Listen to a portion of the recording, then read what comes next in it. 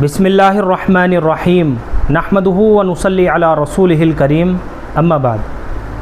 मोहतरम नाज़रीन इकराम, एक साहिबा है नेहा, इनकी जानिब से कमेंट है, अनाइज़ा नूर नाम के माना क्या है। देखिए, अनाइज़ा नाम के ताल्लुक़ से मुकम्मल तफसील के साथ हमने एक वीडियो बनाई हुई है, आप जा कर के देख सकते हैं। अनाइज़ा जो लफ्ज़ है, लुग़त की जितनी भी मोतबर किताबें हैं उन किताबों के अंदर ये लफ्ज़ नहीं मिलता। अलबत्ता अरबी ज़ुबान में एक लफ्ज़ आता है अनीज़तुन। अगर ये लफ्ज़ अनीज़तुन की जमा हो तो इसके माना होंगे बहुत दूर होने वाली औरतें। लिहाजा इस तलफ़ुज़ के साथ बच्ची का नाम रखना बिल्कुल भी मुनासिब मालूम नहीं होता। अलबत्ता नूर जो लफ्ज़ है, नूर अरबी ज़ुबान में नूर के माना आते हैं रोशनी या उजाला। अरबी ज़ुबान में नूर के माना आते हैं रोशनी या उजाला।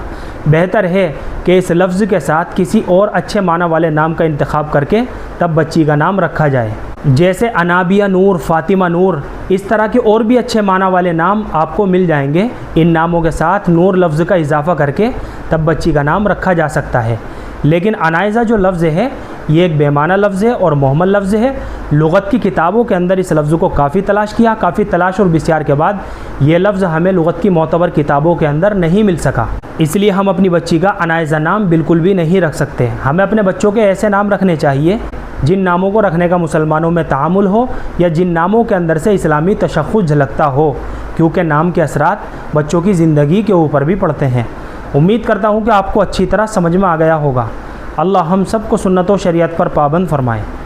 फ़क़त वल्लाहु आलम।